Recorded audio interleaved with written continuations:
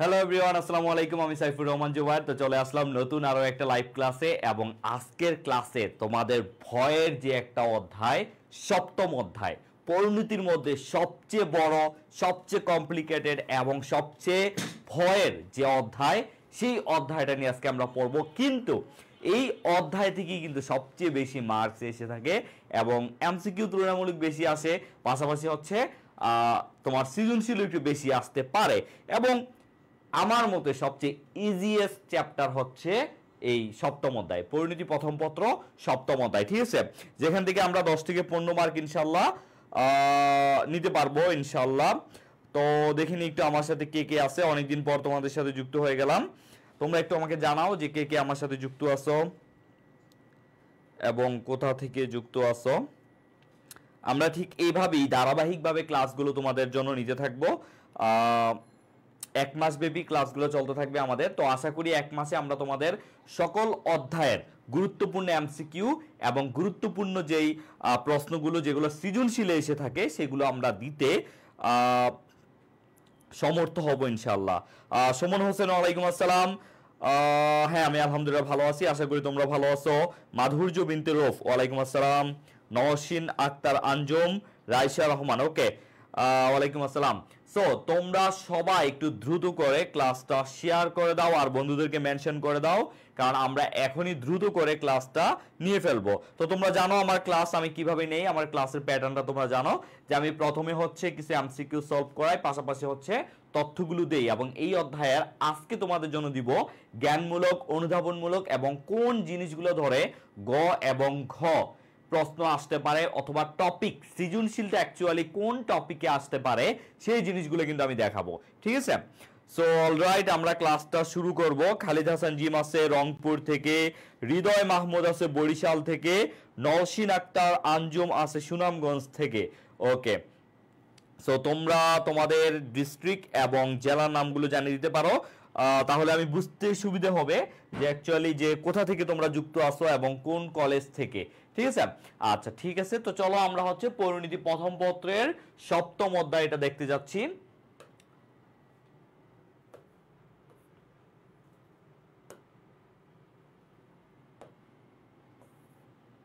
আচ্ছা, ওকে,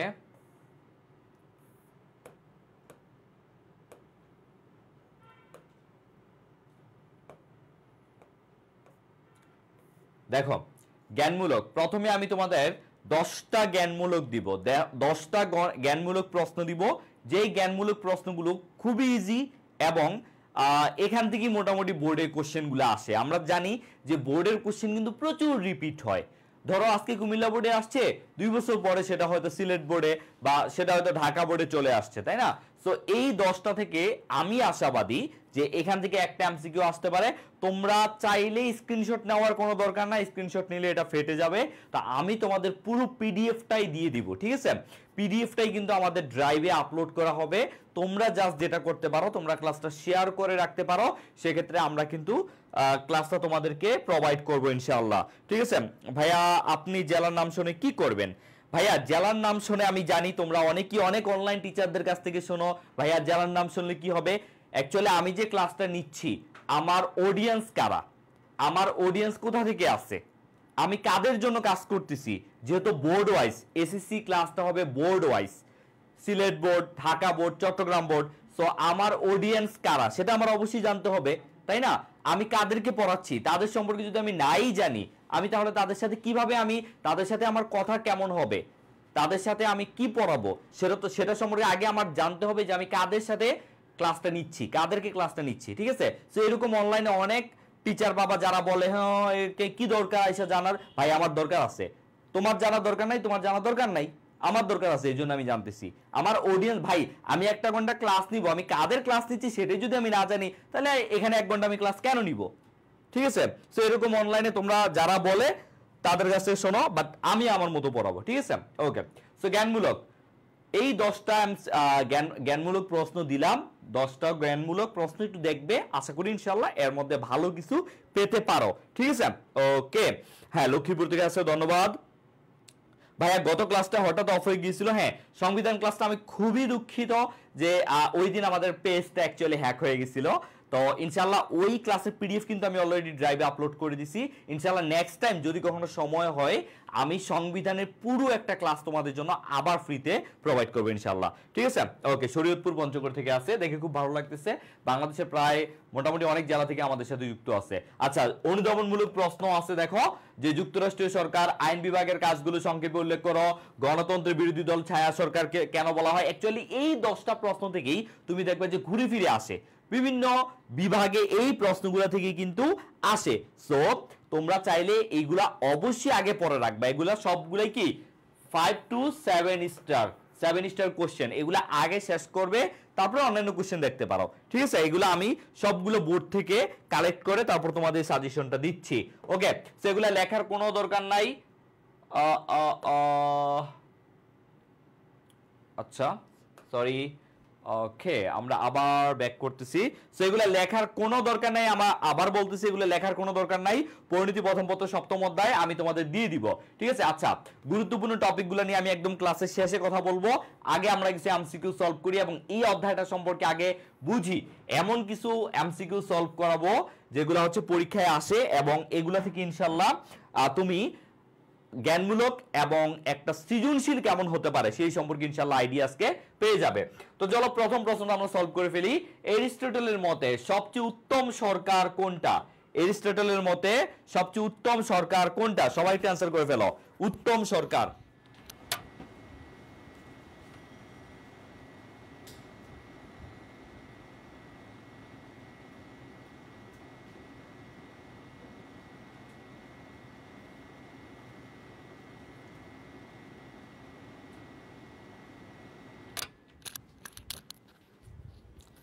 ওকে। সো এরিস্টটলের মতে সবচেয়ে উত্তম সরকার কোনটা? তোমরা সবাই একটু অ্যানসার করে ফেলো, আমি দেখতে চাচ্ছি।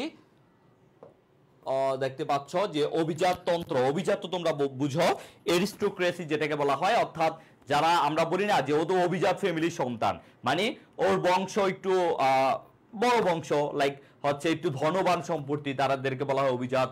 রাজতন্ত্র, রাজার ছেলে মেয়ে, মানে রাজ্যক্রমে তোমরা যেমন দেখো সৌদি আরবে, জাপানে, মালয়েশিয়াতে যেরকম রাজতন্ত্র চলে। তারপর গণতন্ত্র, লাইক বাংলাদেশে যেমন গণতন্ত্রের নামে আমরা কাজ করি, হ্যাঁ। তারপর হচ্ছে পলিটি। সো এরিস্টটলের মধ্যে সবচেয়ে উত্তম সরকার কোনটা? সব অ্যানসার দিছো একের ডি। আমি একটু অ্যানসারটা দেখি। স্নিগ্ধা বলছে সি, প্রভাত ফেরি বলছে সি, রাজিয়া আক্তার বলছে সি, সাইদা তৃষা বলছে একের ডি, আর রাবেয়া বলছে গণতন্ত্র। আচ্ছা, এই জায়গায় কেন তোমরা কনফিউজ আমি বলি, তোমরা নরমালি গণতন্ত্র কথাটা শুনতে শুনতে অভ্যস্ত, গণতন্ত্র কথাটা শুনতে শুনতে অভ্যস্ত, তাই না?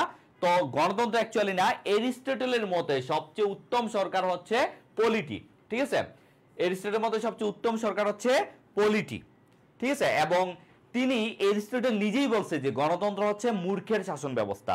তিনি কিন্তু এই কথাটা বলছে যে গণতন্ত্র হচ্ছে মূর্খের শাসন ব্যবস্থা, বা গণতন্ত্র অ্যাকচুয়ালি তিনি নিজেও ওইভাবে পছন্দ করতেন না। তো পলিটিটা এটার কাছাকাছি একটা ধারণা, বাট এটা হচ্ছে পলিটি হবে, উত্তরটা হবে এরিস্টটলের মতো সবচেয়ে উত্তম সরকার হচ্ছে পলিটি, ঠিক আছে? ওকে, তারপরের প্রশ্নটা আমরা একটু দেখি। আমি অ্যাকচুয়ালি ফুল একটা যখন ক্লাস নিব, এখন আপাতত আমি তোমাদের এমসিকিউ সলভ করাচ্ছি, যখন একটা ফুল ক্লাস নিব তখনই পলিটি কি, গণতন্ত্র, রাজতন্ত্র, এটুকু একদম ফুল ডিটেলস একদম ভেঙে ভেঙে পড়াবো। আজকে শুধু আমি তোমাদের এই ইয়েটা সম্পর্কে, অধ্যায়টা সম্পর্কে আগে ধারণা দিব, তারপরে যতটুকু পারি একটু অ্যানালাইসিস করব আমি। সুশাসনের অন্তরায় কোনটা? সুশাসন, আগে তোমাকে বুঝতে হবে যে অন্তরায় মানে কি। অন্তরায় মানে হচ্ছে বাধা বা প্রতিকূলতা। অন্তরায় মানে হচ্ছে বাধা বা প্রতিকূলতা, ঠিক আছে? প্রতিকূলতা। তাহলে সুশাসনের অন্তরায় কোনটা? তোমাকে আগে তো বুঝতে হবে অন্তরায় কি, এটা কি ভালো জিনিস নাকি খারাপ জিনিস, না হলে তুমি কিভাবে অ্যানসার করবা? তুমি এটা অ্যানসারটা মনে করো জানো যে কিছু একটা হবে, কিন্তু তুমি যদি অন্তরায় কি এটাই না বুঝলা তাহলে হবে? হবে না। সো কোনটা? সুশাসন। আমরা তো বুঝি সুশাসন কি, যেটা ভালো শাসন অ্যাকচুয়ালি, যেটা জনগণের কল্যাণে প্রয়োজন, সেটাই তো সুশাসন। সো এটা অ্যাকচুয়ালি কি হবে? সব অ্যানসার করতো। ওকে, সবাই একটু অ্যানসার করে ফেলো।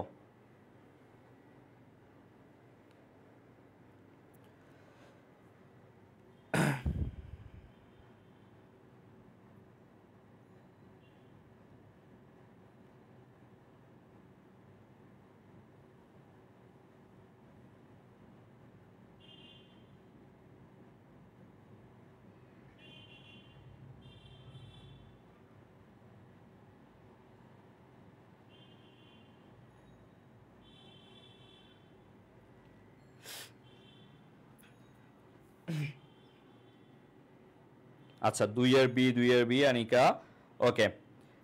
2 এর তোমরা বি বলতেছো, অস্থিতিশীলতা রাইট। তোমরা দেখবা অনেক বইতে বা অনেক কিছুতেই এটা স্বচ্ছতা দেওয়া, বাট এটা স্বচ্ছতা কিন্তু হবে না, এটা হবে অস্থিতিশীলতা।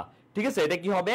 অস্থিতিশীলতা। তাহলে তোমরা যারা आंसर দিছো আকলিমা আক্তার, সাথী, সায়েদা, মেশো, সায়েদা, তারপর আকলিমা, ওকে, হৃদয় মাহমুদ, তোমরা অ্যাকচুয়ালি ঠিকই বলছো, এটা কি হবে? এটা অস্থিতিশীলতা। কারণ দেখো সুশাসনের মধ্যে একটা স্বচ্ছতা, এটা হচ্ছে সুশাসনের জন্য ভালো।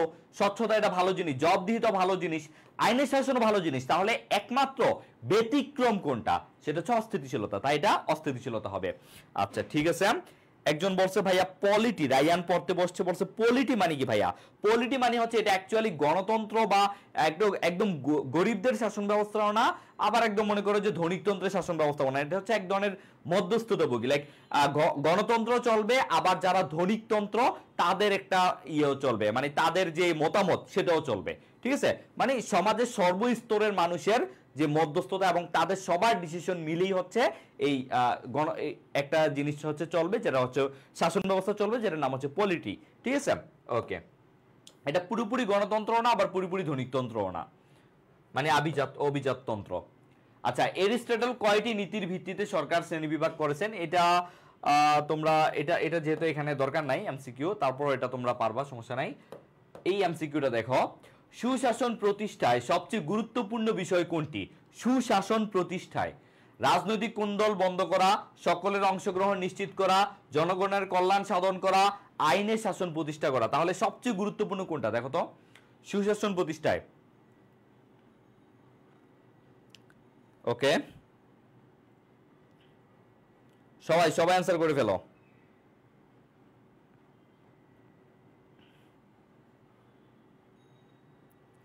একটু দ্রুত অ্যান্সার করবে। আর তোমরা যারা এখনো ক্লাসটা শেয়ার করো নাই, তোমরা কিন্তু চাইলে ক্লাসটা শেয়ার করে দিতে পারো। ঠিক আছে, তোমরা চাইলে ক্লাসটা শেয়ার করে দিতে পারো। সুশাসন প্রতিষ্ঠা সবচেয়ে গুরুত্বপূর্ণ। ওকে,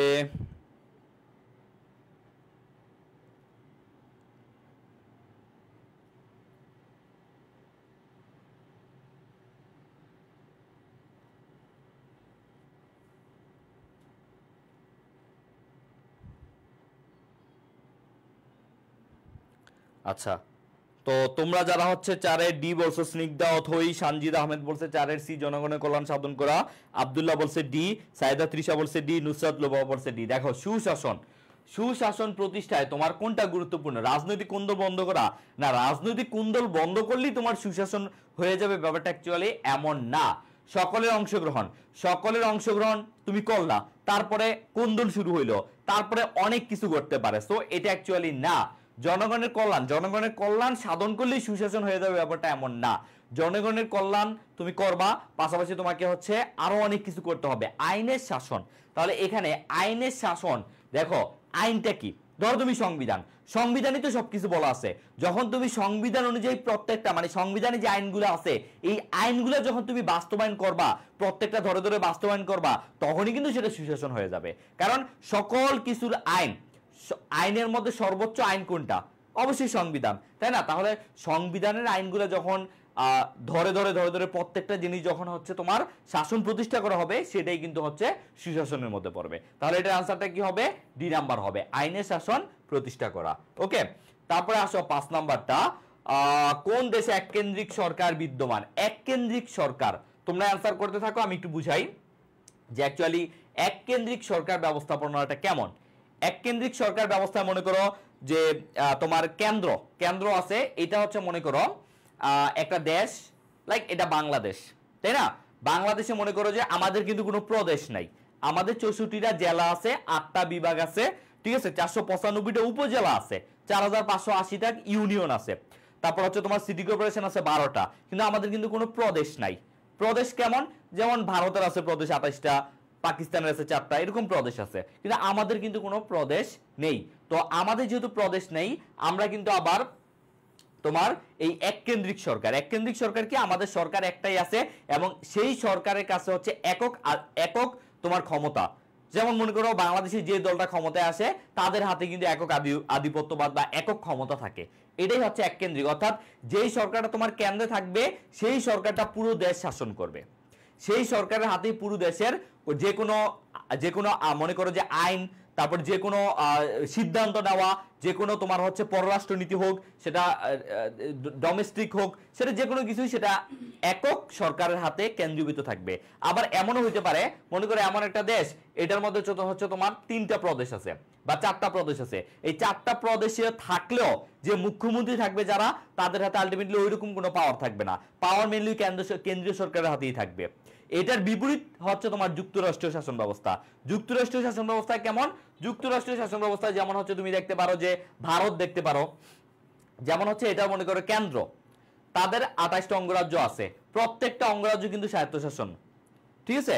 এখানে যেই কেন্দ্রে যে থাকে প্রধানমন্ত্রী, তার হাতে খুব অল্প জিনিস থাকে। অল্প জিনিস কেমন? যে তিনি হচ্ছে পুরো রাজ্যের কিভাবে ভালো হবে, পররাষ্ট্রনীতি, তারপর হচ্ছে তোমার প্রতিরক্ষা, তারপর হচ্ছে আর্থিক, আমদানি রপ্তানি বা যেগুলো হচ্ছে জাতীয় স্বার্থ, সেগুলো তিনি দেখবেন। আর যেগুলো প্রাদেশিক, যেমন পশ্চিমবঙ্গের মমতা বন্দ্যোপাধ্যায়, তিনি শুধু তার প্রদেশ নিয়ে চিন্তা করবেন, তার ক্ষমতা শুধু তার প্রদেশের মধ্যে, ঠিক আছে।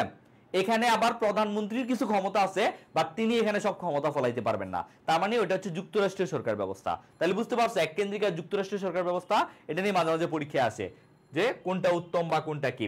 তো বাংলাদেশে কিন্তু এই জন্য কিন্তু একটা টার্ম বর্তমানে কিন্তু দেখো যে শেখ হাসিনা থাকার কারণে, এককেন্দ্রিক শাসন ব্যবস্থা থাকার কারণে কিন্তু একটা যে স্বৈরাচারিতা অনেক বেশি হয়ে গেছিল, এটা পত্রিকার ভাষায়। তো এই জন্য কিন্তু বর্তমানে যারা হচ্ছে তোমার নীতি নির্ধারকেরা, তারা কিন্তু চাচ্ছেন যে বাংলাদেশকে কয়েকটা প্রদেশে ভাগ করতে। বাংলাদেশকে 4টা প্রদেশে, যেমন হচ্ছে তোমার ঢাকা, রাজশাহী, তারপর হচ্ছে চট্টগ্রাম, খুলনা, এই 4টা প্রদেশে কিন্তু বাংলাদেশকে ভাগ করতে চাইছেন। কেন?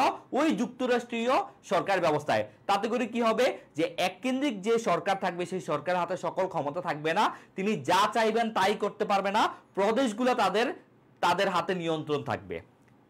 যেহেতু প্রদেশগুলো তাদের কথা শুনবে না, সেজন্য সরকারও স্বৈরাচারী হইতে পারবে না, ঠিক আছে। এই দফাটা কিন্তু সংস্কার কমিশন দিছে অলরেডি, কিন্তু সেটা কার্যকর হবে কি হবে না সেটা বলা যায় বাংলাদেশে এটা অ্যাকচুয়ালি কার্যকর হওয়ার মতো না, ঠিক আছে। ওকে, তাহলে কোন দেশে এককেন্দ্রিক সরকার ব্যবস্থা বিদ্যমান? যুক্তরাষ্ট্রীয় সরকার ব্যবস্থা, পাকিস্তানেও না, ভারতেও না, বাংলাদেশে। তাহলে এই ভারতেও কিন্তু যুক্তরাষ্ট্রীয় সরকার ব্যবস্থা বিদ্যমান, ঠিক আছে। তাহলে এটা কি হবে আলটিমেটলি? এটা হবে বাংলাদেশ। ওকে, আচ্ছা। আবার পাকিস্তানেও প্রদেশ আছে 4টা, বলছি না? আচ্ছা, সরকারের অঙ্গ কয়টি এবার বলো? সরকারের অঙ্গ কয়টি? 2, 3, 4, 5। খুব ইজি একটা জিনিস, এবং এখান থেকে একটা সৃজনশীল আসলে সবচেয়ে ইজি হবে, ঠিক আছে। সরকারের অঙ্গ কয়টি? সবাই অ্যান্সার করে ফেলো। সরকারের অঙ্গ কয়টি?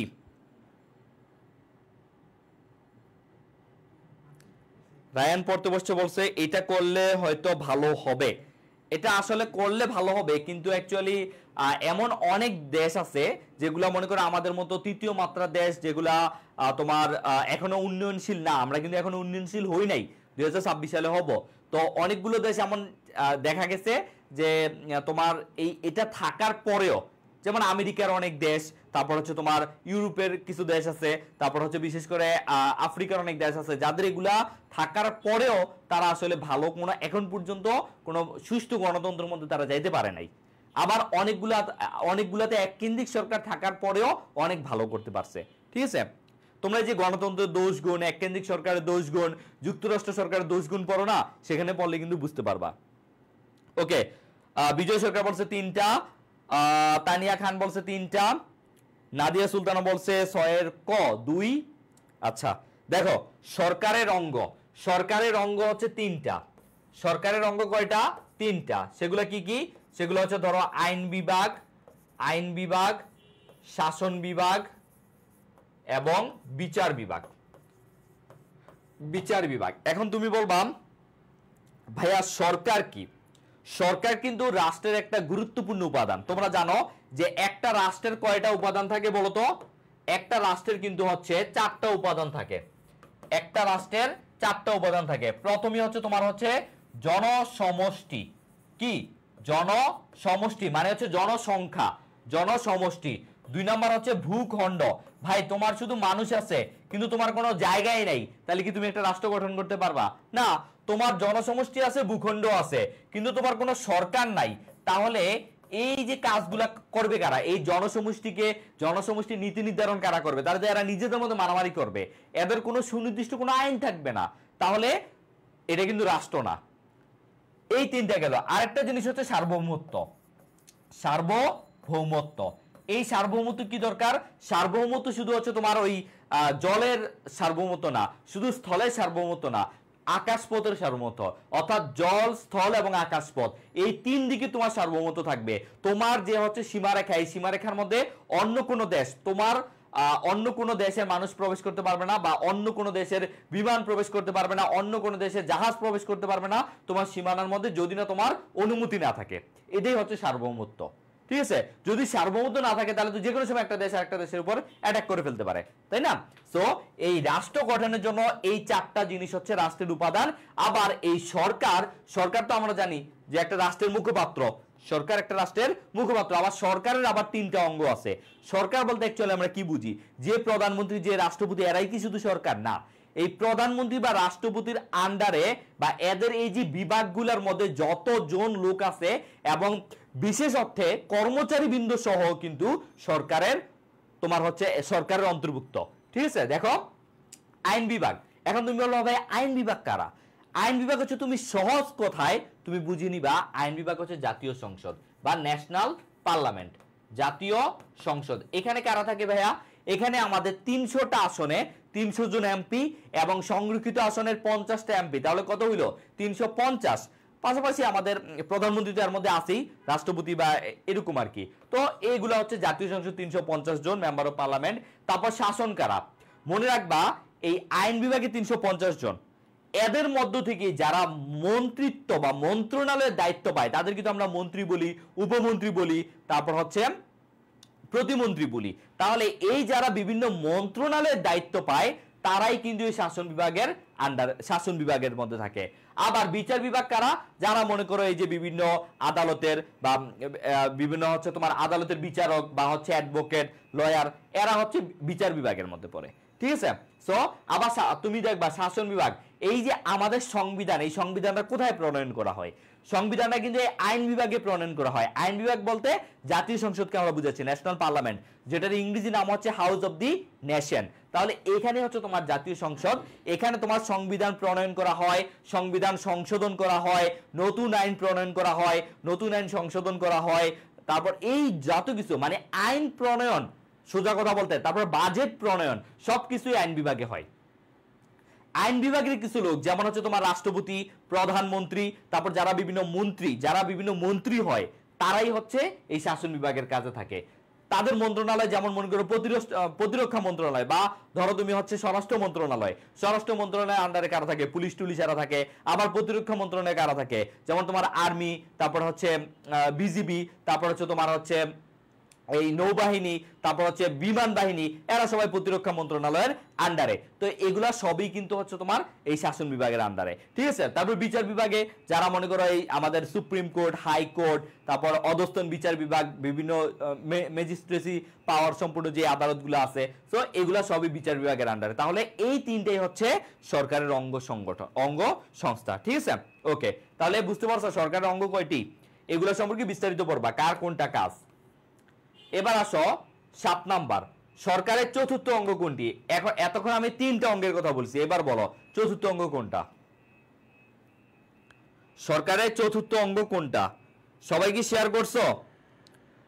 সবাই একটু দ্রুত ক্লাসটা শেয়ার করে দাও, যাতে করে বাকিরাও ক্লাসটা করতে পারে। দ্রুত করে সবাই ক্লাসটা শেয়ার করে দাও। তোমরা যত বেশি ক্লাসে থাকবা তত বেশি কিন্তু আমরা ক্লাস নিব। ঠিক আছে? এখন তোমরাই যদি ক্লাসে না থাকো তাহলে তো আমরা ক্লাস নিতে পারবো না, তাই না? আমাদের তো আর আগ্রহ হবে না। তোমরা যত বেশি অডিয়েন্স আসবা আমরা তত বেশি ক্লাস নিব। ঠিক আছে? ওকে, তাহলে সবাই একটা করে শেয়ার করে দাও ক্লাসটা। ওকে, আমি দেখতে পাচ্ছি আমার সাথে কে কে আছে।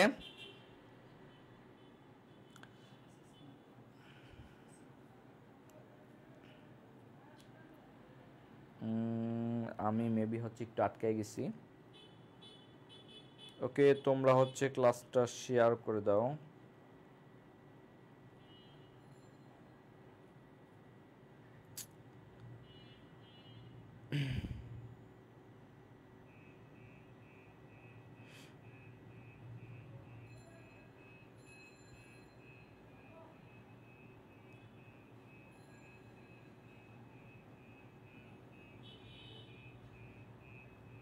ওকে, সো সরকারের চতুর্থ অঙ্গসংস্থা কোনটি? দেখো প্রথমে আমি কিন্তু বলে দিছি যে সরকারের চতুর্থ অঙ্গসংস্থা, দেখো আইন বিভাগ বলছি, শাসন বিভাগ বলছি, বিচার বিভাগ বলছি, এই তিনটা হচ্ছে সরকারের অঙ্গ। তাহলে বাকি আছে কোনটা? নির্বাচক মণ্ডলী। আর নির্বাচক মণ্ডলী মানে কি? আমরাই তো নির্বাচক মণ্ডলী, আমরাই তো হচ্ছে প্রত্যক্ষ, বা আমরা যদিও প্রত্যক্ষভাবে আমাদের হচ্ছে প্রধানমন্ত্রী নির্বাচন করি না, আমরা হচ্ছে 300 জনকে ভোট দেই, পরবর্তীতে মহিলা সংরক্ষিত আসন যায় 50টা।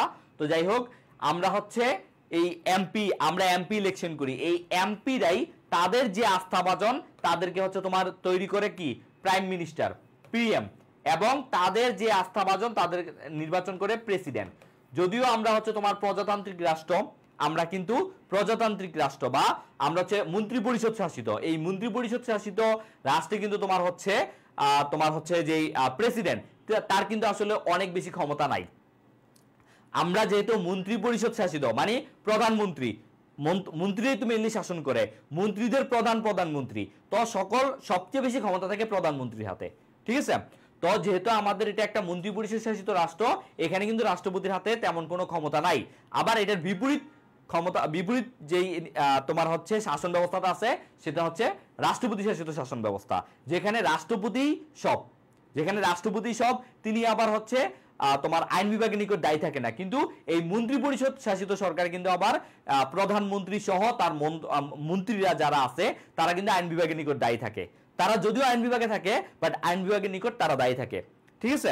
ওকে, আমি একটু পরে দেখাচ্ছি এটা। তাহলে এটা কি হবে? নির্বাচক মণ্ডলী। আমি একটা জিনিস দেখাই, যে তোমার হচ্ছে মন্ত্রী পরিষদ শাসিত সরকার, মন্ত্রী পরিষদ এটা কি আমি একটু বুঝাই তোমাদেরকে। প্রথমে মনে করো এটা হচ্ছে আইন বিভাগ, এটা কি আইন বিভাগ।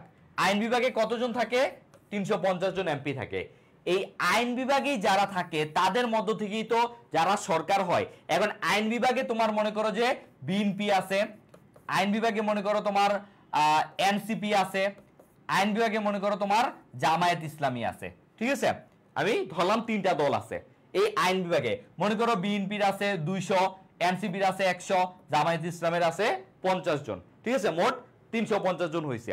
এখন এদের মধ্য থেকে মনে করো বিএনপি মনে করো যে হচ্ছে তোমার কি করছে, বিএনপি হচ্ছে তোমার এই তোমার হচ্ছে সরকার গঠন করছে। কারণ সরকার গঠন করে মনে করো যে তারেক জিয়া প্রধানমন্ত্রী হয়েছে, ঠিক আছে। তো এখানে মনে করো তারেক জিয়া আছে, এখন তারেক জিয়া তার পছন্দের মনে করো আরো 30 জন মানুষকে মন্ত্রী বানাইছে, মানে যারা এমপি। এখান থেকে, এখানে 350 জন আছে না, এখান থেকেই তোমার হচ্ছে কতজন? তারেক জিয়া সহ 30, মানে টোটাল 31 জনকে তারা বিভিন্ন মন্ত্রণালয়ের মন্ত্রিত্ব বানাইছে। কারণ আমাদের তো অনেকগুলো মন্ত্রণালয় থাকে, তাই না? তো এই মন্ত্রণালয়গুলোর দায়িত্বে দিছে যে আপনি এই মন্ত্রণালয়ের মন্ত্রী, আপনি এই মন্ত্রণালয়ের প্রতিমন্ত্রী, আপনি এই মন্ত্রণালয়ের উপমন্ত্রী, এরকম দায়িত্ব দিছে, ঠিক আছে। তো এরা হচ্ছে মন্ত্রী পরিষদ, বা এরা হচ্ছে তোমার কি বলে শাসন বিভাগ, এরা হচ্ছে শাসন বিভাগ। কারণ যেহেতু এটা মন্ত্রী, ওনাদের হাতে মন্ত্রণালয় আছে, তারা হচ্ছে কি শাসন বিভাগ। এই শাসন বিভাগ হচ্ছে তোমার বিভিন্ন মন্ত্রণালয় যেহেতু দায়িত্বে তারা আছে, তারা এই মন্ত্রণালয়গুলোর কাজ করবে। তারাই আবার মনে করো যে এই আইন বিভাগে যখন যাবে, মানে হচ্ছে যখন এটা অধিবেশন বসবে জাতীয় সংসদে, তখন তাদেরকে বিরোধী দলীয় হোক বা নর্মালি বাংলাদেশে নিজেদের প্রশ্ন করে না, ঠিক আছে। এটা বাংলাদেশে এমন নাই। কিন্তু মনে করো বিরোধী দলের এই জামায়াত ইসলামের একজন প্রশ্ন করলো তারেক জিয়াকে যে আপনি এই এত টাকা কিসে খরচ করছেন, এই টাকার আমাদেরকে একটা ডকুমেন্টস দেন, আপনার এই প্রকল্পে এত টাকা কিভাবে খরচ হয়েছে, এটা আমাদেরকে একটা রিটেন ডকুমেন্টস আপনার দিতে হবে। তখন তিনি দাঁড়ায় বলবে যে দেখুন আমি এই জায়গায় এত টাকা খরচ করছি, আমার এই জায়গায় এত খরচ হয়েছে, আমার এই জায়গায় এত প্রফিট আসছে। এই যে তার একটা জবাবদিহিতা, এইটা কিন্তু শাসন বিভাগের আছে কোথায়? আইন বিভাগের কাছে। এটাই হচ্ছে তোমার মন্ত্রী পরিষদ শাসিত শাসন ব্যবস্থা, ঠিক আছে। আর এইটার ঠিক বিপরীত হচ্ছে তোমার রাষ্ট্রপতি শাসন ব্যবস্থা, রাষ্ট্রপতি শাসিত শাসন ব্যবস্থা। এই রাষ্ট্রপতি শাসন ব্যবস্থায় মন্ত্রী পরিষদ শাসিত ব্যবস্থায় প্রধানমন্ত্রী হচ্ছে মানে তার হাতেই সকল ক্ষমতা, তিনি হচ্ছে রাষ্ট্রের দর্পণ, ঠিক আছে, আর তিনি হচ্ছে রাষ্ট্রের প্রতিনিধি, মেন প্রতিনিধি। আর এখানে প্রেসিডেন্টের তেমন কোনো দাম নাই, লাইক বাংলাদেশে কি প্রেসিডেন্টের তোমরা কি ওনাকে খুব বেশি দেখো? কয়েকটা সংবর্ধনায় দেখো, কয়েকটা ওই যেদিন কোনো রাষ্ট্রীয় প্রোগ্রাম থাকে সেদিন একটু তাকে দেখো। তার মানে মন্ত্রী পরিষদের প্রেসিডেন্টের কোনো দাম নাই, এটা হচ্ছে বাংলাদেশ, মনে রাখবা। আর রাষ্ট্রপতি শাসিত যেমন মনে করো ইউনাইটেড স্টেটস অফ আমেরিকা, ঠিক আছে, যুক্তরাষ্ট্র, যেখানে 50টা স্বাধীন রাষ্ট্র একসাথে হইয়া তার একটা ফেডারেল রাষ্ট্র গঠন করছে। তাদের যে সুযোগ সুবিধা, তারা তাদের অর্থনীতি, তাদের বাণিজ্যিক, তাদের সামরিক সকল সুবিধার কথা চিন্তা করে তারা 50টা রাষ্ট্র মিলে তারা একসাথে গঠিত হয়েছে ইউনাইটেড স্টেটস অফ আমেরিকা, ঠিক আছে। তো তাদের এখানে প্রেসিডেন্টই মেন, প্রেসিডেন্টের হাতেই সব ক্ষমতা থাকে, ঠিক আছে, প্রেসিডেন্টের হাতে সব ক্ষমতা থাকে। তবে তাদের কিন্তু পার্লামেন্ট আছে, পার্লামেন্টের মতো কাজ করে, তারা তাদের মতো কাজ করে। তাদের পার্লামেন্ট দ্বিকক্ষ বিশিষ্ট, তাই না, হাউস অফ রিপ্রেজেন্টেটিভ আর হচ্ছে তোমার সিনেট আছে। তো এরকম তাদের চলে। তো এইরকম ভাবে হচ্ছে তোমার, কিন্তু তিনি কিন্তু হচ্ছে তোমার আবার এই যে আইন বিভাগ, এই আইন বিভাগের নিকট তিনি দায়ী থাকেন না, আইন বিভাগকে তিনি পাত্তাই দেন না। তিনি তার কাজগুলো করে, আইন বিভাগের কাজগুলো করে। তবে তিনি আইন বিভাগে কোনো ক্ষমতাও ফলাইতে পারেন না, তার কথা অনুযায়ী আইন বিভাগ তিনি চালাইতে পারেন না, ঠিক আছে। মানে দুইয়ের দুইটা কাজ, মানে সবাই এখানে স্বাধীন। তাহলে এটা হচ্ছে, তাহলে তোমার মাঝে মাঝে পরীক্ষা কিন্তু আসতে পারে যে মন্ত্রী পরিষদ এবং রাষ্ট্রপতি শাসন ব্যবস্থা কোনটা বেটার বা কোনটা উত্তম, তার পক্ষে তোমার যুক্তি দাও। তাহলে তুমি ওই যে কোনটা উত্তম তুমি কি হিসেবে দেখাবা? তুমি যেহেতু বাংলাদেশি হিসেবে, তাহলে তুমি কিন্তু এটাই দেখাবা, মন্ত্রী পরিষদ শাসিত ব্যবস্থাকেই তুমি উত্তম দেখাইবা। এখানে তোমার কোনোটাই ভুল নাই যদি তুমি ওই যে দোষ গুণ তোমার মতো করে দেখাইতে পারো। কারণ তুমি দেখো আমেরিকা, তারা যুক্তরাষ্ট্রীয় সরকার ব্যবস্থা থাইকেও, রাষ্ট্রপতি শাসন ব্যবস্থা থাইকেও তারা কিন্তু অনেক উন্নত। আবার আমরা মন্ত্রী পরিষদ শাসন ব্যবস্থা থাইকেও আমরা উন্নত হইতে পারতেছি না। তাইলে তুমি যেটাই লেখো কোনো ভুল নাই, শুধু তোমাকে সেটা যুক্তি দিয়ে বুঝাইতে হবে। এটাই সোশ্যাল সায়েন্সের মজা, সামাজিক বিজ্ঞানের মজা এটাই। তোমার কোনো কিছুই ভুল নাই যদি তুমি সেটা যুক্তি দিয়ে বুঝাইতে পারো, এবং তোমার যুক্তিটা যদি পাঠ্য বইয়ের আলোকে হয়। কারণ এখানে তোমার যুক্তিটা পাঠ্য বইয়ের আলোকে হইতে হবে। যখন তুমি ভার্সিটিতে চলে আসবা, সোশ্যাল সায়েন্সের কোনো একটা সাবজেক্টে পড়বা, তখন তোমার আর পাঠ্য বই বলতে কিছু থাকবে না, তখন তোমার হচ্ছে ওপেন রিসোর্স। তখন তুমি চ্যাট জিপিটি, গুগল, ইন্টারনেট, বিভিন্ন ডিপসিক, বিভিন্ন জায়গা থেকে বিভিন্ন তথ্য নিয়ে বিভিন্ন যুক্তিটা বুঝিয়ে দিতে পারবা। কিন্তু এখন তোমাকে তোমার পাঠ্য বইয়ের আলোকেই উপস্থাপনা করতে হবে, ঠিক আছে। ওকে, তারপরে আমরা আসি 8 নাম্বার জিনিসটা। তাহলে আশা করি তোমাদের মন্ত্রী পরিষদ শাসিত আর এককেন্দ্রিক সরকার, যুক্তরাষ্ট্র, এটা হয়েছে এককেন্দ্রিক সরকার, আর যুক্তরাষ্ট্র এটা হয়ে গেছে। ধীরে ধীরে আমরা আগাবো, ঠিক আছে। এবার আসো, সরকারের কোন অঙ্গটি আইন তৈরি করতে পারে? দেখো আমি একটু আগে কিন্তু বলে আসছি, শাসন বিভাগ, বিচার বিভাগ, নির্বাচনী বিভাগ, আইন বিভাগ। এবার আনসার করে ফেলো। আওয়ামী লীগ কই? আচ্ছা, একজন বলছে আওয়ামী লীগ কই। আচ্ছা, আওয়ামী লীগ কই? আপাতত যেহেতু আওয়ামী লীগকে আমরা বাংলাদেশ, বর্তমানে আওয়ামী লীগ মোটামুটি একটু যাই হোক, এটা নিয়ে আমি কোনো মন্তব্য না করি। 5ই আগস্টে জনগণ তার হচ্ছে রায় দেখায় দিছে, এটাই আর কি। ভাই সিভিক সেকেন্ড পেপারে 7 অধ্যায়ের উপর একটা ক্লাস নেবেন ইনশাআল্লাহ, নিব। আজকে আমি তোমাদের আগে কনসেপ্টটা ক্লিয়ার করি, তারপর ইনশাআল্লাহ একদিন আমি এটার উপর ফুল একটা ক্লাস নিব। ওকে, তোমরা একটু ক্লাসটা সবাই শেয়ার করে দাও, তাহলে হবে। রাবেয়া বলছে 8 ডি আইন বিভাগ, স্নিগ্ধা অথই বলছে 8 ডি, রায়ান পড়তে বসে বলছে 8 ডি, শাহিন বলছে 8 ডি, মহসিন আলম বলছে 8 ডি, আকলিমা বলছে 8 ডি। ওকে, তাহলে সরকারের কোন, দেখো আমি একটু তোমাদেরকে সুন্দর করে জিনিসটা বুঝাই। দেখো শাসন বিভাগের কাজ কি? আচ্ছা, প্রথমে আমি দেখাই আইন বিভাগের কাজটা কি। আইন বিভাগের কাজ হচ্ছে আইন তৈরি করা, মনে রাখবা। আইন বিভাগের মেন কাজই হচ্ছে আইন প্রণয়ন করা, সংবিধান প্রণয়ন করা। এখন সংবিধান কি প্রণয়ন করলে বা সংবিধান তৈরি করলেই হবে? সেটা তো সময় চেঞ্জও করা লাগবে। সেটা সংশোধন করা, সেটার বিভিন্ন জিনিস সংশোধন করা লাগে,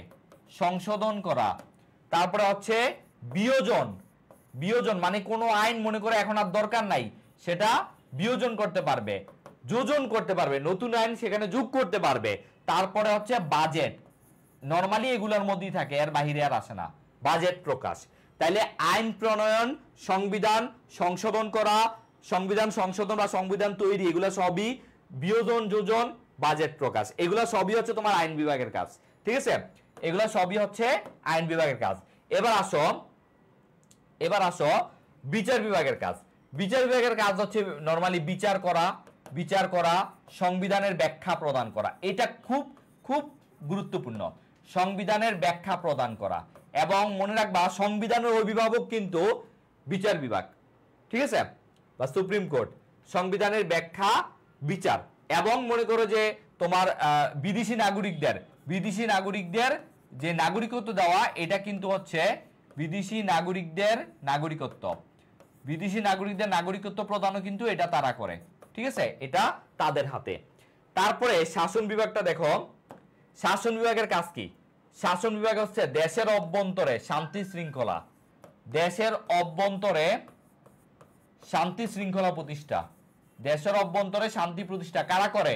এই যে পুলিশ, র্যাব, বিজিবি, আর্মি, তারপর হচ্ছে তোমার নৌবাহিনী, সেনাবাহিনী, এরাই কিন্তু দেশের অভ্যন্তরে এবং দেশের মেইনলি আমরা অভ্যন্তরটাই ধরি, দেশের অভ্যন্তরে শান্তি প্রতিষ্ঠা করে। এবং আইন প্রণয়ন করে এমপি।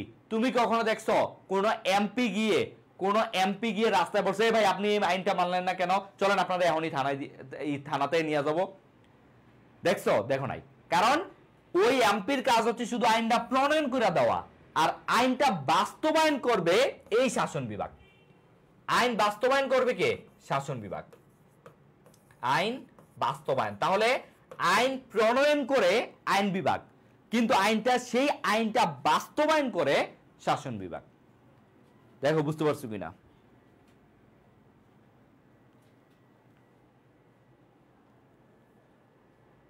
বুঝতে পারছো?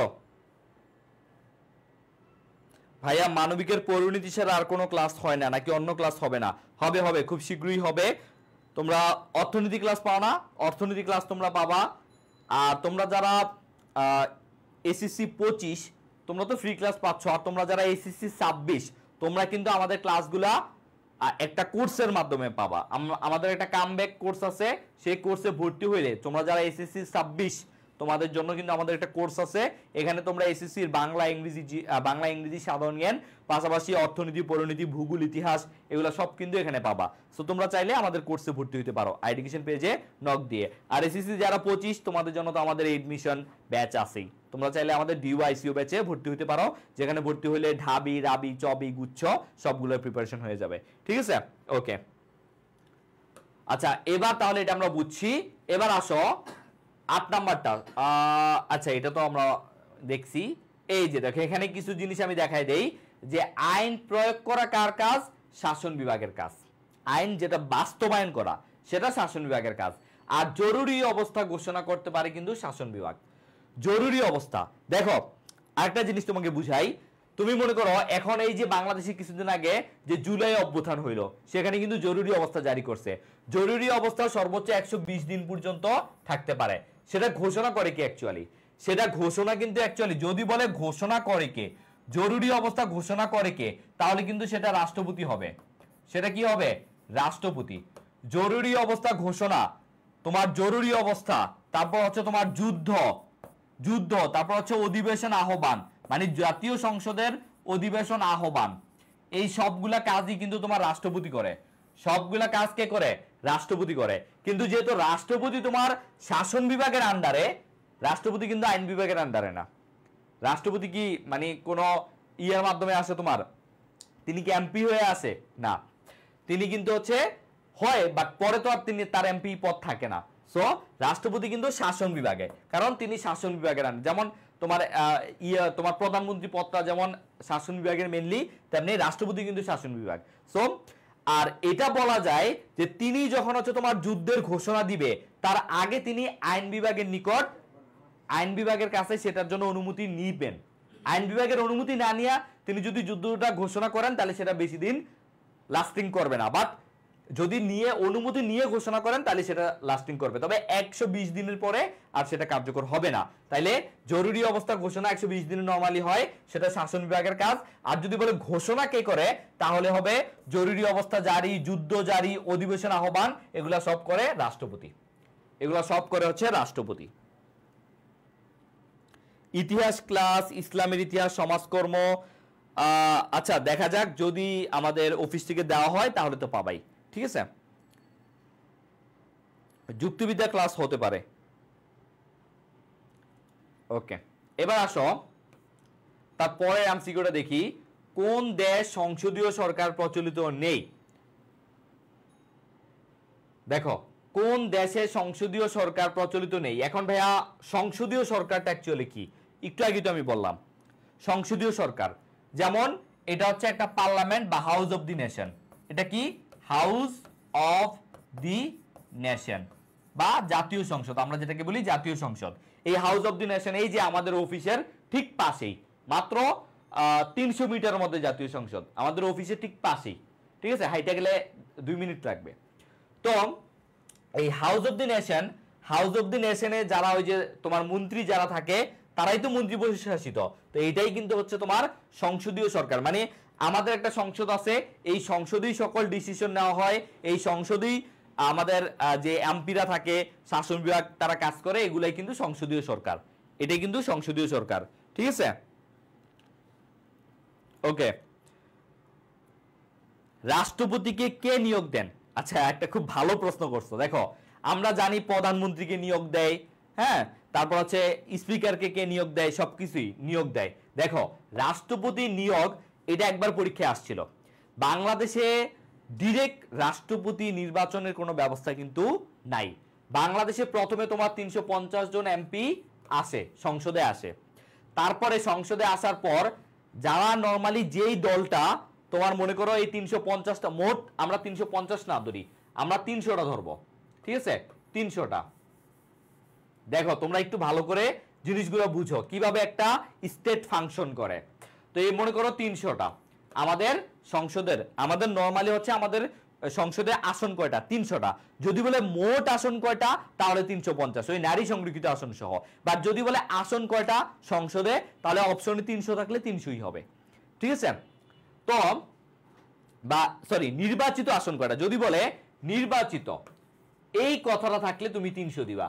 যদি বলে নির্বাচিত আসন কয়টা, 300টা। আর যদি আসন কয়টা বা মোট আসন কয়টা, তাহলে তুমি 350 দিবা, যেহেতু মোটই বলছে। আর নির্বাচিত বললে 300 হবে, কারণ এই 300 জনই নির্বাচিত হয়, ঠিক আছে। এই 300 জনের মধ্যে তোমার 150 বা 150 বা 151, মনে করো বিএনপি তোমার 160টা পাইছে। কয়টা পাইছে? 160টা পাইছে। তাহলে সরকার গঠন কারা করবে? অবশ্যই বিএনপি করবে, কারণ তারা কিন্তু অর্ধেকের বেশি পাইছে।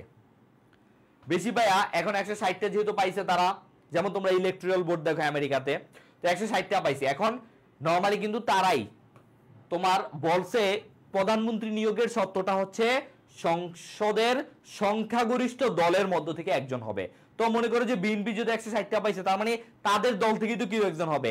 এখন বিএনপি মনে করো পাস করছে, সেখানে তারেক জিয়ার ছাড়া অন্য কেউ কি প্রধানমন্ত্রী হবে? হওয়ার চান্স আছে, যদি বাকি যে 159 জন আছে তারা যদি ওই অন্য একজন লোককে ভোট দেয়, ঠিক আছে। ওই 159 জন যদি বা 158 জন যদি তারেক জিয়ারে না দিয়া অন্য আরেকজনকে দেয়, ধর মির্জা ফখরুল দিল, তাহলে মির্জা ফখরুল প্রধানমন্ত্রী হয়ে যেতে পারে। কিন্তু বাংলাদেশে নরমালি ওই যে পরিবারতান্ত্রিক হয়, আওয়ামী লীগ আসলে শেখ হাসিনা, বিএনপি আসলে হয় খালেদা জিয়া নাহলে তারেক জিয়া। এখন কে আসবে আমরা ঠিক জানি না। আবার জামাত আসলে মনে করো শফিকুর রহমান, আবার এনসিপি আসলে মনে করো যে এই হবে, নাহিদ ইসলামী হবে। ব্যাপারটা এমন অ্যাকচুয়ালি, ঠিক আছে। তো এইটা এখন তারা আসলো। এখন রাষ্ট্রপতি কিন্তু আগের থেকেই থাকে নরমালি। রাষ্ট্রপতি এই যে দেখো, রাষ্ট্রপতি কিন্তু এখনো এক্সিস্ট করে। আমাদের সংসদ নাই, আমাদের জাতীয় সংসদ এখন কিন্তু ফাংশন করে না, কিন্তু রাষ্ট্রপতি কিন্তু এখনো আছে। এই রাষ্ট্রপতির মাত্র 2টা কাজ, যে 2টা কাজ তার প্রধানমন্ত্রীর পরামর্শ লাগে না। মাথায় রাখবা, আমাদের রাষ্ট্রপতির মাত্র 2টা কাজ আছে, যে 2টা কাজে আমাদের প্রধানমন্ত্রীর কোনো অনুমতি লাগে না। এই 2টা কাজের মধ্যে একটা কাজ হচ্ছে প্রাইম মিনিস্টার নিয়োগ। প্রাইম মিনিস্টার নিয়োগ মানে তার একটা কাজ হচ্ছে প্রাইম মিনিস্টার নিয়োগ, আর একটা কাজ হচ্ছে বিচারপতি নিয়োগ। বিচারপতি, এই বিচারপতি নিয়োগ দেয় কে? রাষ্ট্রপতি। রাষ্ট্রপতি যাকে পছন্দ তাকে বিচারপতি নিয়োগ দিতে পারবে। এখানে প্রধানমন্ত্রীর অনুমতি বা প্রধানমন্ত্রীর পরামর্শ কোনোটাই তার দরকার নাই। আর বাকি সব কাজ তার প্রধানমন্ত্রীর সাথে কথা বলে তারপরে ডিসিশন দেওয়া লাগবে। মজার ব্যাপার হচ্ছে বাংলাদেশে পিএম নিয়োগে রাষ্ট্রপতির কোনো হাত নাই। পিএম অটোমেটিক নিয়োগ হয়, তবে তোমার হচ্ছে তিনি জাস্ট ওইটার কি করেন, শপথটা পড়ান। তিনি শুধু হচ্ছে শপথ পড়ান, তিনি 4 জনের শপথ পড়ান, মানে তিনি 4টা পদে শপথ পড়ান। প্রধানমন্ত্রী, মন্ত্রী, তারপর হচ্ছে তোমার প্রধান বিচারপতি পড়ান, তারপর হচ্ছে তিনি স্পিকারের পড়ান, ঠিক আছে, স্পিকারের পড়ান, স্পিকার ডেপুটি স্পিকার এই পদগুলো তিনি পড়ান। তো যাই হোক, বিচারপতি এই কাজটা শুধুমাত্র তিনি করতে পারেন। তো এই যারা মনে করো যে 300 জন এমপি আছে, তারাই তোমার হচ্ছে ওই প্রেসিডেন্টকে নির্বাচন করেন। ওই 300 জন এমপি ভোট দিয়ে একজনকে প্রেসিডেন্ট নির্বাচন করেন, ঠিক আছে। তাহলে প্রেসিডেন্ট কিন্তু ডিরেক্ট আমাদের ভোটে হয় না, আমরা এমপিদের পাঠাই, এমপিরা ভোট দিয়ে একজনকে প্রেসিডেন্ট বানান, ঠিক আছে। এটাই হচ্ছে, এইভাবেই প্রেসিডেন্ট হয়।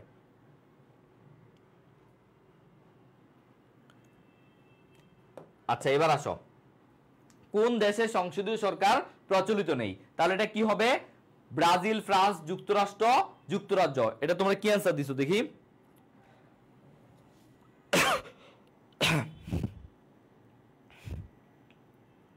আচ্ছা, তাহলে আমরা জানি যে ব্রাজিলে হচ্ছে তোমার সংসদীয় সরকার আছে, ফ্রান্সেও আছে, রাজ্যও আছে, যুক্তরাষ্ট্রেতে নাই। আচ্ছা, যুক্তরাষ্ট্র আর যুক্তরাজ্য নিয়ে তোমাদের মধ্যে একটা ব্যাপার আছে না? দেখো, যুক্তরাষ্ট্র হচ্ছে তোমার USA, United states of America, এটা হচ্ছে তোমার যুক্তরাষ্ট্র। এখানে তোমার যেটা হয়েছে, এখানে যে 50টা রাষ্ট্র, এগুলা সবগুলোই স্বাধীন, মোটামুটি স্বাধীন, ঠিক আছে, স্টেটস। এখানে কিন্তু বলা হয় ইউনাইটেড স্টেটস অফ আমেরিকা। দেখো, আমেরিকা বলতে কিন্তু শুধু তোমার হচ্ছে যুক্তরাষ্ট্রকে বুঝায় না, এটা মাথায় রাখবা। আমেরিকা বলতে শুধু যুক্তরাষ্ট্রকে বুঝায় না, কারণ তোমরা পড়ছো না দুইটা মহাদেশ, একটা হচ্ছে নর্থ আমেরিকা আর একটা হচ্ছে সাউথ আমেরিকা। এই সাউথ আমেরিকা হচ্ছে তোমার ব্রাজিল, আর্জেন্টিনা, উরুগুয়ে, পেরুগুয়ে, চিলি, এরা এই কয়েকটা দেশ আছে, তোমরা পড়ছো না 12টা দেশ আছে সাউথ আমেরিকাতে। এটা কিন্তু একটা মহাদেশ, আমেরিকা কিন্তু মহাদেশ, একটা উত্তর আমেরিকা, একটা দক্ষিণ আমেরিকা। তার মানে আমেরিকা বলতে তুমি শুধু যুক্তরাষ্ট্রকে বুঝাইতে পারবে না, আমেরিকা কিন্তু হচ্ছে পুরো এরিয়াটাই আমেরিকা, আমেরিকারই একটা উত্তর, একটা দক্ষিণ। আমেরিকার মধ্যেই কানাডা আছে, আমেরিকার মধ্যেই যুক্তরাষ্ট্র আছে, আমেরিকার মধ্যেই তোমার হচ্ছে মেক্সিকো আছে, আমেরিকার মধ্যেই ব্রাজিল, তারপর হচ্ছে তোমার আর্জেন্টিনা, উরুগুয়ে, পেরুগুয়ে, চিলি, হ্যাঁ, এগুলা সব আছে আমেরিকার মধ্যেই, শুধু দুইটা মহাদেশ। এখানে তোমাকে স্পেসিফিকভাবে বলতে হবে ইউনাইটেড স্টেটস অফ আমেরিকা বা যুক্তরাষ্ট্র তুমি বলতে পারো। যুক্তরাষ্ট্র কি? যুক্তরাষ্ট্র হচ্ছে 50টা স্বাধীন রাষ্ট্র মিলে একসাথে তারা যুক্তরাষ্ট্র হয়েছে। মানে এই 50টা রাষ্ট্র তারা ভাবছে যে আচ্ছা ঠিক আছে, আমরা একসাথে থাকবো যাতে করে আমাদের ব্যবসা বাণিজ্য করতে ভালো হয় এবং আমাদেরকে অন্য কোনো দেশ আক্রমণ করতে না পারে। যেমন তুমি দেখো বাংলাদেশ, আমেরিকা, ইন্ডিয়া, পাকিস্তান, আফগানিস্তান, তারপর হচ্ছে তোমার মিয়ানমার, এগুলো কিন্তু সব একসাথে ছিল এক সময়। আবার 1935 সালে মিয়ানমার ভাগ হয়ে গেছে, তখন ছিলাম আমরা কারা? বাংলাদেশ। তখন উপমহাদেশ বলতে কাদের বুঝাইতো? পাকিস্তান, বাংলাদেশ, ভারত। বার্মাও কিন্তু ছিল, 35 সালে ভারত শাসনের মাধ্যমে সেটা বাদ হয়ে গেছে। তাহলে বাংলাদেশ, পাকিস্তান, ভারত, এই তিনটাকে এক সময় উপমহাদেশও বলা হইতো। মানে মহাদেশের একটা মহাদেশের সাবকন্টিনেন্ট, কন্টিনেন্টের অর্ধেক মানে হচ্ছে উপমহাদেশ, ঠিক আছে। তো এরকম এখানে 50টা রাষ্ট্র একসাথে হইয়া তারা যুক্তরাষ্ট্র হয়েছে। আর যুক্তরাজ্যে কিন্তু রাষ্ট্র যোগ হয় নাই, সেখানে আমরা যেমন প্রদেশ বলি, সেখানে রাজ্যগুলো কয়েকটা রাজ্য, যেমন ব্রিটেন বলা হয়, হ্যাঁ, ব্রিটেন বলা হয়, এরকম তারা একসাথে হয়েছে যুক্তরাজ্য, ঠিক আছে। এটা নিয়ে আমরা আলাদা করে তোমাদেরকে যখন তোমরা জিকে পড়বা আলাদা করে একটা জিনিস একটা ক্লাসে বুঝিয়ে দিব, ঠিক আছে। ওকে, তাহলে যুক্তরাষ্ট্র বলতে তোমার ওই যে ইউনাইটেড স্টেটস অফ আমেরিকা 50টা, ওইটাকে বুঝায়, উত্তর আমেরিকার। আর যুক্তরাজ্য বলতে হচ্ছে তোমার যেমন ব্রিটেন, যেটা ব্রিটেন বলি আমরা, ইংল্যান্ড, তারপরে হচ্ছে তোমার নেদারল্যান্ড, ওয়েলস, এগুলাকে বুঝায়, ঠিক আছে। এটা হচ্ছে যুক্তরাজ্য, 4টা মিলে। তাহলে যুক্তরাজ্য কিন্তু সংসদীয় সরকার প্রচলিত নাই। যুক্তরাজ্যে তোমার রাজতান্ত্রিক, এখানে তোমার রাজা আছে। যুক্তরাজ্যে তোমরা বলো না যে রাজা, আমরা এক সময় তাদের আন্ডারে ছিলাম না, যুক্তরাজ্যে রাজা, তাদের রাজা আছে। আবার কিন্তু তাদের রাজাটাকে বলা হয়, দেখো, রাজতান্ত্রিক সরকার কিন্তু দুই ভাগে ভাগ করা হয়। রাজতান্ত্রিক সরকার, দেখো একটা ভালো জিনিস, দেখো রাজতান্ত্রিক সরকার কিন্তু দুই ভাগে ভাগ করা হয়। একটা হচ্ছে চরম রাজতান্ত্রিক বা অনিয়ম রাজতান্ত্রিক, আরেকটা হচ্ছে তোমার এটাকে নিয়মতান্ত্রিক রাজতন্ত্র বলা হয়। কি বলা হয়? নিয়মতান্ত্রিক রাজতন্ত্র বা নিয়মতান্ত্রিক রাজতন্ত্র। দেখো এখন তোমাকে বুঝতে হবে যে চরম রাজতন্ত্র কি। চরম রাজতন্ত্র বলতে এক কথায় আমরা বুঝবো সৌদি আরব। সৌদি আরব, সৌদি আরব এরা কি এই চরম রাজতন্ত্রকে মনে করো যে এদের কোনো পার্লামেন্ট নাই, তেমন পার্লামেন্ট নাই ধরতে গেলে, তাদের সৌদি আরবে রাজাই সব। এখানে রাজা যা বলবে, রাজা যদি বলে এই ব্যাটার এখন গদ্দার নিয়ে যাও, এর গদ্দার নিয়ে যেতে হবে। এখানে রাজার কথাই শেষ কথা, এখানে সব কিছুতে রাজার আধিপত্য, রাজার বাইরে এখানে কোনো কথা নাই। এখানে অন্য কোন, যদিও তাদের আন্ডারে যদিও লোক থাকে, এগুলা সবই রাজার অন্তর্ভুক্ত, ঠিক আছে? এগুলো সবই ওই রাজার কথা মতো চলবে, রাজার বাইরে কেউ যেতে পারবে না। আর নিয়মতান্ত্রিক রাজতন্ত্র যেগুলা, এগুলার মধ্যে রাজা থাকে, এখানে রাজা রানী থাকে, কিন্তু রাজা রানীরা ডিরেক্ট আইসা তাদের ক্ষমতা সবচেয়ে বেশি। দেখো রাজা রানীর ক্ষমতা বেশি। এই তোমার হচ্ছে যেমন বর্তমানে যে ইংল্যান্ডের রাজা, তিনি কিন্তু 15টা দেশেরও রাজা, অস্ট্রেলিয়ার দেশের মতো রাজা, তিনি কানাডার রাজা, ঠিক আছে? তিনি এমন 15টা দেশের রাজা, নিউজিল্যান্ডের রাজা, ঠিক আছে? কিন্তু তিনি কিন্তু হচ্ছে ডিরেক্ট যে সব শাসনতান্ত্রিক কাজ তিনি করে না। তাদের কিন্তু আবার পার্লামেন্ট আছে, তাদের মানে জাতীয় সংসদ যেটা পার্লামেন্ট আছে, ওই পার্লামেন্টে কিন্তু বাংলাদেশের মতোই যে কোনো একটা দল ক্ষমতায় আসে, ক্ষমতায় এসে তারা নির্বাচন করে, মানে ক্ষমতায় আসে, ক্ষমতায় এসে তারা শাসন করে। সেখানে রাজা কোনো হস্তক্ষেপ করে না, রাজার বিশেষ কিছু পাওয়ার আছে, সেগুলা তিনি বাস্তবায়ন করতে পারেন। আবার ক্ষমতা তার বেশি, কিন্তু তিনি সব জায়গায় হাত দেন না। সেখানে জনগণ কিন্তু ওই জনপ্রতিনিধি নির্বাচন করে, জনপ্রতিনিধিরাই তোমার হচ্ছে সরকার চালায় বা রাষ্ট্র চালায়, কিন্তু রাজা তার যা ইচ্ছা মতো অনেক কিছু করেন না। কিন্তু এই চরম রাজতান্ত্রিক যেমন সৌদি আরব, এখানে কিন্তু এটা হয়। আর নিয়মতান্ত্রিক রাজতন্ত্র যেমন তুমি মনে রাখবা, যেমন যুক্তরাজ্য, যেটা ইংল্যান্ড বলি আমরা, ব্রিটেন বলি, তারপর জাপান, মালয়েশিয়া, এগুলাতে কিন্তু নিয়মতান্ত্রিক রাজতন্ত্র আছে, ঠিক আছে? এটা মাথায় রাখবে, এগুলো পরীক্ষায় আসে। নিয়মতান্ত্রিক রাজতন্ত্র কোনগুলা, এগুলো পরীক্ষায় আসবে, ঠিক আছে? ওকে, তাহলে এটা গেল আমাদের। এবার আসো 10 নাম্বার, কেন্দ্র ও প্রদেশের মধ্যে সংবিধানের মাধ্যমে ক্ষমতা বন্টনের ভিত্তিতে যেই সরকার গঠিত হয়। কেন্দ্র ও প্রদেশের মধ্যে, হ্যাঁ, যুক্তরাষ্ট্র মানে হচ্ছে ইউএসএ, মানে ইউনাইটেড স্টেটস অফ আমেরিকা, আর হচ্ছে যুক্তরাজ্য হচ্ছে ইউকে, ইউনাইটেড কিংডম। কিংডম মানে কি? রাজ্য। আমরা বলি না কিংডম, কিংডম মানে হচ্ছে রাজ্য। ইউনাইটেড মানে কয়েকটা মিলে একটা রাজ্য হইছে, 4টা এখানে আছে, ঠিক আছে? ইউএসএ মানে আমেরিকা না, ইউনাইটেড স্টেটস অফ আমেরিকা, ঠিক আছে? আমেরিকা তো বললামই, পুরা 2টা মহাদেশের নামই আমেরিকা। আর 2টা মহাদেশে কতগুলো রাষ্ট্র আছে? আচ্ছা, আমি ক্লাসটা এখনই শেষ করে দিব, এখনই শেষ করে দিব। তাহলে এটার আনসারটা দাও, তোমরা এটার আনসারটা দাও, 10 নম্বর আনসারটা দাও। কেন্দ্র প্রদেশের মধ্যে, কেন্দ্র কোনটা? এই মনে করো একটা রাষ্ট্র, এটার কেন্দ্র এটা, এখানে মনে করো যে আরো 10টা প্রদেশ আছে, ঠিক আছে?